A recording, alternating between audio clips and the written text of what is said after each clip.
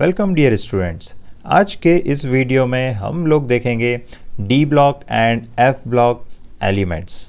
Dear बच्चों, अगर आप चाहते हो कि किसी भी टॉपिक पर मैं आपके लिए वीडियो बनाऊं तो आप मुझे टॉपिक सजेस्ट कर सकते हैं इन कमेंट बॉक्स। और अगर आप मेरे साथ जुड़ना चाहते हैं तो टेलीग्राम चैनल का लिंक डिस्क्रिप्शन में आपको मिल जाएगा। तो चलिए शुरू करते हैं इस वीडियो को। प्यारे बच्चों, जिस पीरियोडिक टेबल को देखकर हम बड़े हुए हैं उसका एक ओवरव्यू देख लेते हैं किस टाइप से दिखती है। ये देखिए S block elements, then middle में आपके डी ब्लॉक एलिमेंट्स और राइट साइड में आपके पी ब्लॉक एलिमेंट्स, ओके, और बॉटम पे आपको दिखती है एफ ब्लॉक एलिमेंट्स। तो हम पढ़ेंगे D and F block elements. चलिए, अगर मैं डी ब्लॉक की बात करूं तो देख सकते हो ये डी ब्लॉक एलिमेंट्स, तो यहाँ पर 4 पीरियड होते हैं। ओके, कितने पीरियड होते हैं? 4 पीरियड होते हैं। 4th पीरियड से स्टार्ट करके हम जाते हैं 7th पीरियड तक। ओके, तो 4th, 5th, 6th, 7th and group wise देखें तो ग्रुप यहाँ पर होते हैं 3rd ग्रुप से लेकर 12th ग्रुप तक। ओके, तो पहले क्योंकि मैं चाहता हूँ आपको एक जस्ट ओवरव्यू दिखा दूँ, क्योंकि बेसिक्स अगर आपके क्लियर हैं तभी आपको ये टॉपिक पढ़ने में मज़ा आएगा। प्यारे बच्चों, अब ये जो एलिमेंट्स हैं डी ब्लॉक एलिमेंट्स, ये यहाँ डी ब्लॉक में क्यों आ रहे हैं? क्योंकि इनका जो कॉन्फ़िगरेशन आप लिखते हो तो लास्ट इलेक्ट्रॉन कहाँ पर एंटर होता है? डी सब शेल में। ओके, अब देखिए यहाँ पर अगर मैं 4th पीरियड एलिमेंट्स की बात करूँ, ओके, या फिर 5th पीरियड या फिर 6th पीरियड या फिर 7th पीरियड, तो 4th पीरियड के एलिमेंट्स जो होते हैं हमारे first series of D block elements होते हैं। देन 5th पीरियड के एलिमेंट्स होते हैं आपके second series of D block elements, और 6th पीरियड के एलिमेंट्स 3rd सीरीज होती है, और 7th पीरियड के एलिमेंट्स 4th सीरीज होती है। ओके, तो अगर मैं 4th पीरियड की बात करूं तो ये जो एलिमेंट्स होते हैं इनमें लास्ट इलेक्ट्रॉन 3D सबशेल में एंटर होता है। सो दैट्स वाई जो फर्स्ट सीरीज है इसको हम लोग 3D सीरीज भी बोलते हैं। 5th पीरियड में जो इलेक्ट्रॉन एंटर होता है वो 4D सबशेल में एंटर होता है, तो हम यहाँ पर 5th पीरियड के एलिमेंट्स को 4D सीरीज भी कहते हैं। इसी तरह 6th पीरियड में 5D सबशेल में एंटर होता है, तो यहाँ पर हम 5D सीरीज भी बोलते हैं। और 7th पीरियड में जो इलेक्ट्रॉन एंटर हो रहे हैं वो होते हैं 6D सबशेल में, तो हम यहाँ पर इसको 6D सीरीज भी बोलते हैं। तो चलिए इसी बात को हम यहाँ पर लिख लेते हैं।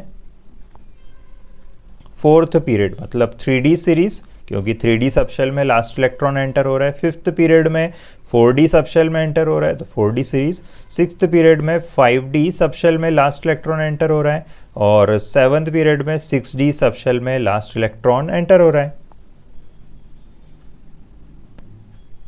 चलिए अब एफ ब्लॉक एलिमेंट्स को भी देख लेते हैं। तो यहाँ पर 2 पीरियड्स होते हैं, okay, 6th period and 7th period, और ये जो एफ ब्लॉक है ये 3rd ग्रुप में आता है।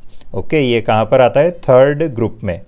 ओके, जिसमें अगर मैं 6th पीरियड की बात करूं तो यहाँ पर टोटल 14 एलिमेंट्स होते हैं, और 7th पीरियड में भी यहाँ पर 14 एलिमेंट्स होते हैं। ओके, तो 6th पीरियड में जो 14 एलिमेंट्स होते हैं इनके एटॉमिक नंबर 58 से 71 जाते हैं। ओके,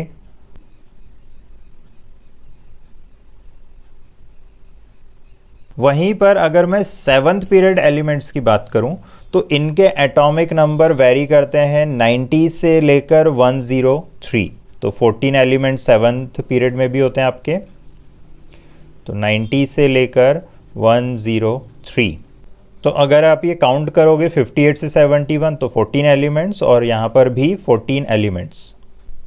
ओके, तो चलिए डिटेल में देखते हैं डी ब्लॉक एलिमेंट्स। ओके, तो देखिए यहाँ पर ये जो डी ब्लॉक एलिमेंट्स होते हैं, ये डी ब्लॉक एलिमेंट्स कहाँ पर आते हैं? ये इनके मतलब एस ब्लॉक, अगर हम लेफ़्ट टू राइट मूव करेंगे पीरियोडिक टेबल में तो आपके एस ब्लॉक से जब हम पी ब्लॉक की तरफ जाते हैं तो वहाँ पर बीच में कहीं आता है डी ब्लॉक एलिमेंट्स। ओके, तो देखिए लेफ़्ट में एस ब्लॉक है। एस ब्लॉक के एलिमेंट्स हाईली इलेक्ट्रोपॉजिटिव हैं। Okay, highly metallic in nature है। ओके, और वहीं पर अगर मैं राइट मोस्ट साइड पे जाऊँ, वहीं पर मैं अगर राइट मोस्ट साइड पर जाऊँ तो वहाँ पर कौन से एलिमेंट्स हैं, पी ब्लॉक के एलिमेंट्स, ओके, वो होते हैं मोस्टली नॉन मेटल्स, ठीक है। तो अब यहाँ पर इन दोनों के बीच में, ओके, एस ब्लॉक में हाईली इलेक्ट्रोपॉजिटिव और पी ब्लॉक में इलेक्ट्रोनेगेटिव एलिमेंट्स हैं, तो कहीं ना कहीं डी ब्लॉक एलिमेंट्स जो आ रहे हैं ये इन दोनों के बीच में आ रहे हैं, ओके। तो एक तरीके से अगर मैं लेफ्ट टू मूव कर रहा हूँ राइट, ओके, मैं अगर लेफ्ट टू राइट मूव कर रहा हूँ तो ये आपके एक ट्रांजिशन ऑफ प्रॉपर्टीज़ हो रहा है। दैट्स वाई हम यहाँ पर डी ब्लॉक एलिमेंट्स को ट्रांजिशन एलिमेंट्स भी बोलते हैं, ट्रांजिशन मेटल्स भी बोलते हैं, ओके।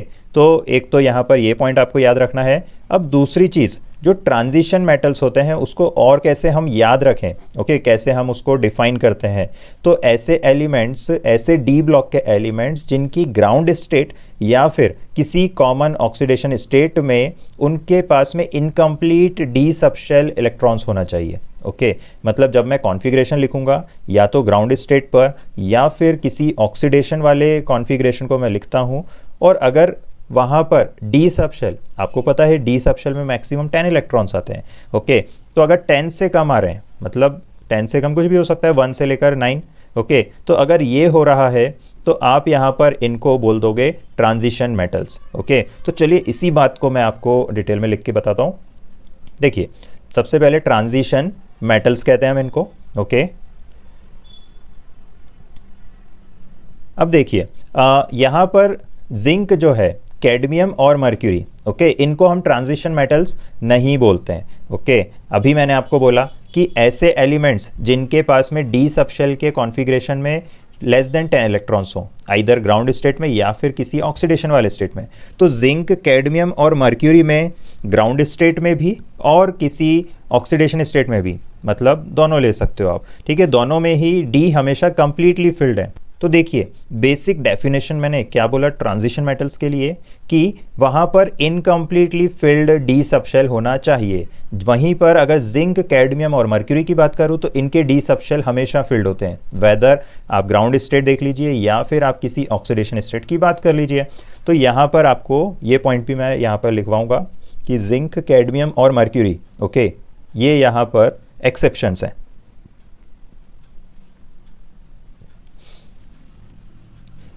और इसका रीज़न क्या हो गया, because they do not have incomplete D subshell in ground state और oxidation state, okay dear students. So I hope इतना आपको क्लियर हो गया। चलिए, तो आई होप आपने पीरियोडिक टेबल में कॉन्फ़िगरेशन ऑफ एलिमेंट्स अच्छे से लिखी है। तो यहाँ पर मैं अभी फोकस करता हूँ पहले आपको एक्सेप्शंस पे, जिंक, कैडमियम और मर्क्यूरी पर। क्यों मैं यहाँ पर बोल रहा हूँ कि जिंक, कैडमियम और मर्क्यूरी को हम ट्रांजिशन मेटल्स कंसीडर नहीं करते। तो चलिए जिंक, कैडमियम और मर्क्यूरी की कॉन्फ़िगरेशन लिखेंगे। तो एक जनरल कॉन्फ़िगरेशन क्या होती है इनकी डी ब्लॉक एलिमेंट्स की। So dear students, general configuration of D block elements क्या होती है। तो देखिए, अगर मैं एन कहूँ अल्टीमेट शेल है, फाइनल शेल है, और n-1 शेल है हमारी पेनल्टीमेट शेल, ओके, मतलब जस्ट पहले वाली। n आपकी आउटर मोस्ट शेल होगी जिसको आप वैलेंस शेल भी बोलते हो, और n-1 हो गया आपका पेनल्टीमेट शेल, ओके। तो ns सब शेल में 1 से 2 तक वेरी करते हैं इलेक्ट्रॉन्स, और पेनल्टीमेट शेल के डी सब शेल में, मतलब n-1 डी सब शेल में इलेक्ट्रॉन्स वेरी करते हैं 1 से लेकर 10 के बीच में। तो ये जनरल कॉन्फ़िगरेशन है, इसको मैं अभी लिख के भी बताऊंगा आपको, बट फिलहाल हम फोकस करते हैं जिंक, कैडमियम और मर्क्यूरी पर। तो देखिए, जिंक का कॉन्फ़िगरेशन क्या है, 4s2 3d10, ओके। कैडमियम का अगर हम कॉन्फ़िगरेशन देखें तो 5s2 4d10 है। और वहीं पर मैं अगर इसकी बात करूं मर्क्यूरी की, तो यहाँ पर 6s2 4f14 एंड 5d10, ओके। सो डियर स्टूडेंट्स, अगर मैं ये कॉन्फ़िगरेशन की बात करूं तो ये तो मैंने नोबल गैस लिखने के बाद में ये कॉन्फ़िगरेशन लिखी है ना। तो जैसे अगर मैं जिंक की बात करूं तो यहाँ पर कौन सी नोबल गैस है, आर्गॉन, ओके। और कैडमियम की अगर मैं बात करूं तो यहाँ पर है क्रिप्टॉन, ओके, और यहाँ पर है जिनॉन, ओके अब ये कॉन्फ़िगरेशन एग्जैक्टली कंप्लीट होती है, बट फिर भी आपको फोकस जो करना है वो NS और N-1D पर ही करना है। ओके अब देखिए यहाँ पर ये जो मैं सब लिख रहा हूँ इसका मेन मकसद क्या है मेरा, तो मैं आपको फोकस करवाना चाहता हूँ कि जिंक, कैडमियम और मर्क्यूरी क्या यहाँ पर ट्रांजिशन मेटल्स हैं। ओके तो ट्रांजिशन मेटल्स की डेफिनेशन में क्या बोला था कि इनके पास में इनकम्प्लीटली फिल्ड डी सबशेल होना चाहिए, बट यहाँ ग्राउंड स्टेट ऑफ कॉन्फ़िगरेशन जब मैंने लिखी, जैसा कि आप देख सकते हो, तो यहाँ पर तो डी सबशेल में N-1D में ओके यहाँ पर आप देख सकते हो 10 इलेक्ट्रॉन्स हैं, मतलब कंप्लीटली फिल्ड है। तो इतना देखकर तो मैं बोल सकता हूँ कि अभी मुझे कोई प्रूफ नहीं मिला है कि ये ट्रांजिशन मेटल्स हैं। अब मैं चेक करता हूँ ऑक्सीडेशन स्टेट, तो जिंक, कैडमियम और मर्क्यूरी इनके जो मैक्सिमम ऑक्सीडेशन स्टेट होते हैं वो होते हैं +2। तो जिंक का अगर मैं +2 ऑक्सीडेशन स्टेट की बात करूं तो 4s से 2 इलेक्ट्रॉन निकल जाएंगे, तब भी 3D में 10 रहने वाले हैं। ओके कैडमियम की बात करूं तो 5s से 2 इलेक्ट्रॉन निकल जाएंगे, तब भी 4D में 10 रहने वाले हैं। और मर्क्यूरी की बात करूं तो 6s से 2 इलेक्ट्रॉन निकल जाएंगे, तब भी 5D में 10 इलेक्ट्रॉन्स रहने वाले हैं। चलिए तो इसी बात को मैं यहाँ पर आपको लिख के बता देता हूँ कि देखिए मैक्सिमम ऑक्सीडेशन, तो देखिए maximum oxidation state, okay so maximum oxidation state है +2, किसी की भी इन तीनों में से, जिंक की हो, कैडमियम की हो,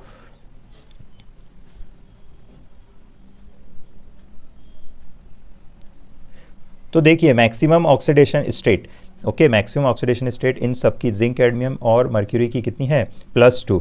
तो जिंक +2 की बात करूँ तो यहाँ पर D10 कॉन्फ़िगरेशन आएगा 3D10। ओके कैडमियम की बात करूँ तो यहाँ पर भी D10 आएगा 4D10, और मर्क्यूरी की बात करूँ तो यहाँ पर भी आपका D10 आएगा। ये यहाँ पर इतना देखकर हमें समझ में आता है कि जिंक, कैडमियम और मर्क्यूरी की ground state as well as in their oxidation states, okay इनके पास में डी सबशेल हमेशा कंप्लीटली फिल्ड है। और अगर कंप्लीटली फिल्ड है तो ये जो एलिमेंट्स हैं जिंक, कैडमियम और मर्क्यूरी, इनको हम ट्रांजिशन मेटल्स की कैटेगरी में नहीं रखेंगे, क्योंकि बेसिक डेफिनेशन जो है वहाँ पर ये फिट नहीं हो रहा है। चलिए अब एक क्वेश्चन सॉल्व करते हैं। देखिए क्वेश्चन क्या है, आपको चेक करना है कि copper, silver and scandium, okay क्या ये आपके ट्रांजिशन मेटल्स हैं या फिर नहीं। तो सबसे पहले चेक करते हैं कॉपर के लिए।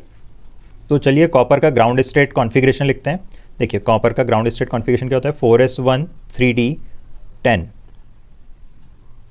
अब ग्राउंड स्टेट ऑफ कॉपर को अगर मैं देखता हूं तो यहां पर तो हमें कंप्लीटली फिल्ड डी सबशेल दिख रही है, 10 इलेक्ट्रॉन्स दिख रहे हैं। तो इतना देखकर तो मैं अभी नहीं बोल सकता हूं कि कॉपर मेरा एक ट्रांजिशन मेटल है। बट यहां पर अब हम चेक करते हैं ऑक्सीडेशन स्टेट ऑफ कॉपर। क्या क्या ऑक्सीडेशन स्टेट होती हैं कॉपर की? कॉपर के 2 ऑक्सीडेशन स्टेट होते हैं, copper +1 and copper +2। Copper +1 and copper +2। अब देखिए सबसे पहले कॉपर की ग्राउंड स्टेट कॉन्फ़िगरेशन देखिए। तो देखिए कॉपर की ग्राउंड स्टेट कॉन्फ़िगरेशन में आप देख सकते हो कि 4s में है 1 इलेक्ट्रॉन और 3d में है 10 इलेक्ट्रॉन्स। तो जब कॉपर +1 की बात करूं तो 1 इलेक्ट्रॉन निकलेगा। तो 1 इलेक्ट्रॉन कहां से निकलेगा? आउटर मोस्ट शेल से, मतलब मैक्सिमम प्रिंसिपल क्वांटम नंबर वाले शेल से। तो 4s से 1 इलेक्ट्रॉन निकलेगा, तो यहां पर बचेगा कितना? 3d10। वहीं पर अगर मैं बात करूं कॉपर +2 की, तो कॉपर +2 में टोटल 2 इलेक्ट्रॉन निकल रहे हैं। तो फिर से आप ग्राउंड स्टेट को देखिए, तो ग्राउंड स्टेट में से 2 इलेक्ट्रॉन आपको निकालने हैं। तो 2 इलेक्ट्रॉन जब आप निकालेंगे तो 4s का 1 इलेक्ट्रॉन निकलेगा और 1 निकलेगा 3d से। तो यहां पर क्या हो जाएगा? 3d9।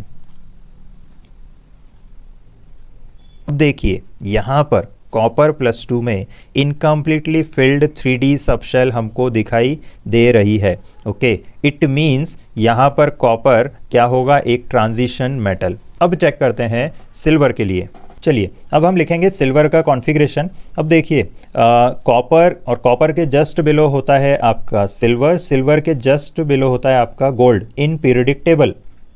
और कॉपर, सिल्वर और गोल्ड इनको हम लोग कॉइनेज मेटल्स भी बोलते हैं। एंड जैसे जिंक के जस्ट पहले कौन सा एलिमेंट आता है आपका? कॉपर। उसी तरह कैडमियम के जस्ट पहले आता है आपका सिल्वर, और गोल्ड होता है जस्ट बिफोर योर मर्क्यूरी। तो यहाँ पर इन तीनों की अगर मैं बात करूँ तो जैसे कॉपर का कॉन्फ़िगरेशन आपने लिखा, क्या था कॉपर का कॉन्फ़िगरेशन? कॉपर का कॉन्फ़िगरेशन था 4s1 3d 10। ओके, इसी तरह से सिल्वर का कॉन्फ़िगरेशन देखें, क्योंकि ये नेक्स्ट पीरियड का एलिमेंट है ना, तो प्रिंसिपल क्वांटम नंबर बढ़ जाएगा, है ना। तो यहाँ पर आपका जो सिल्वर है जस्ट बिलो कॉपर है, तो यहाँ पर इसका कॉन्फ़िगरेशन होता है 5s1 and 4d10। Okay okay, बहुत आसानी से हम लिख देंगे क्योंकि हमें कॉपर का पता था। ओके, तो यहाँ पर ये हो जाएगा 5s1 4d10।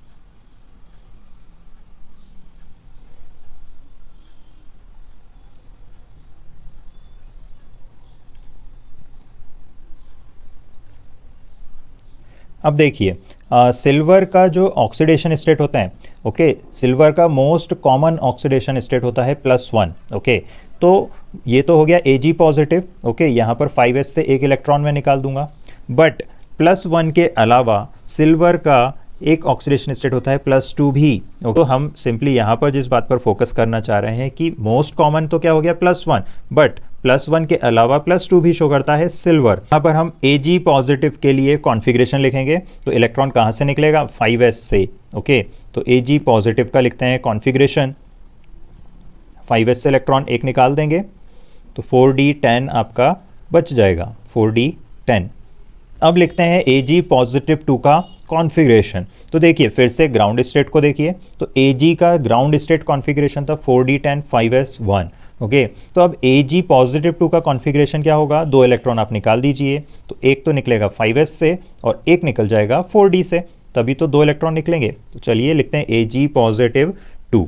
ओके, तो Ag पॉजिटिव 2 में आपका 4d9 आ जाएगा।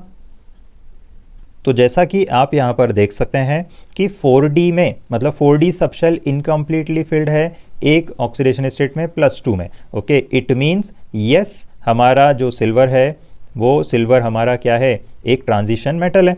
Okay, so after this let's check for scandium. तो चलिए स्कैंडियम का ग्राउंड स्टेट कॉन्फ़िगरेशन लिखते हैं। क्या होता है, 4s2 3d1। Okay, argon 4s2 3d1।